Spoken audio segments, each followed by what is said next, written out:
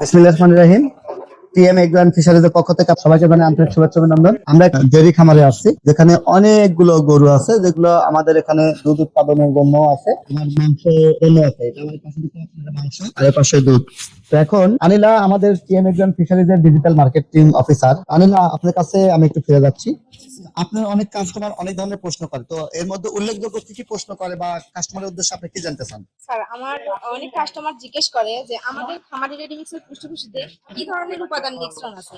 আমরা যে বলে থাকি 38টা উপাদান, 5 রকমের খোল, তো কি কি একটু উল্লেখ করলে স্যার ভালো হতো। আচ্ছা, অসংখ্য ধন্যবাদ আলিমাকে। আমরা এই যে এখানে আমরা যদি বস্তা ধরে দেখি, এই সেম প্রোডাক্টটাই আমি এখানে নিচ্ছি আপনাদেরকে শর্টকাট বোঝানোর জন্য। এখানে যদি আমরা খোলগুলোকে যদি ধরে নিই, তাহলে আমরা এখানে একটু খোলগুলো ধরেন দেখাই। এই যে এখানে যে খোলগুলো পাচ্ছেন, এখানে আপনারা পেয়ে যাবেন সরিষা খোল, বাদাম খোল, তিলের খোল, নারকেলের খোল। এই যে খোলগুলো পেয়ে যাবেন, দেখেন এক একটা খোল এক এক রকম। হ্যাঁ, এখানে তিলের খোল, বাদাম খোল, নারকেল খোল, সব বিভিন্ন ধরনের খোল আছে। তো এই খোলগুলো আছে। এছাড়াও আমাদের কাছে ভুসি ভুসি যদি দেখেন, একটু ফু দিলাম, একটু ফু দিয়ে আমি এই যে উপাদানটা বের করে নিলাম। দেখেন এখানে বিভিন্ন ধরনের ডাউল পাচ্ছেন, তাই কোন রকমের ডাউল পেয়ে যাবেন। এছাড়াও বিভিন্ন ধরনের হাক্স পেয়ে যাবেন, ভুসি পেয়ে যাবেন, ডিআরবি, রাইস ব্যান। হ্যাঁ, এছাড়া হচ্ছে আপনারা এখানে পেয়ে যাবেন হচ্ছে গ্রান। এছাড়াও এখানে আপনারা পেয়ে যাবেন যে বিভিন্ন ধরনের ডাউলের যে তোবলা আছে, যেগুলাকে বলি। হ্যাঁ, তোবলা। এছাড়া গমের ভুসি, এই যে গমের ভুসি দেখা যাচ্ছে, গমের ভুসি। এরকম এখানে 30টা র উপাদান থাকে, যেগুলোকে আমরা কি বলতেছি, এগুলা দানাদার ভুসি বলতেছে। হ্যাঁ, এই দানাদার ভুসি গুলো থাকে 30টারও উপরে। এছাড়াও এর উপরে আমরা আরো 7 রকমের কিছু মাল্টিভিটামিন দিচ্ছি, যেমন ধরেন DCP multivitamin, growth promoter, enzyme, খাইসোটা, লবণ, বিট লবণ আর কি।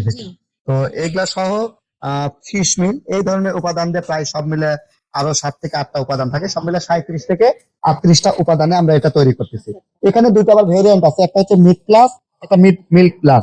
মিল্ক প্লাস হচ্ছে আমাদের দুগ্ধজাত গাভীর জন্য। এই যে পাশে যেটা দেখতে পাচ্ছেন, এই পাশে দেখতে পাচ্ছেন যে মিট প্লাসের জন্য, অর্থাৎ মাংস বৃদ্ধির জন্য।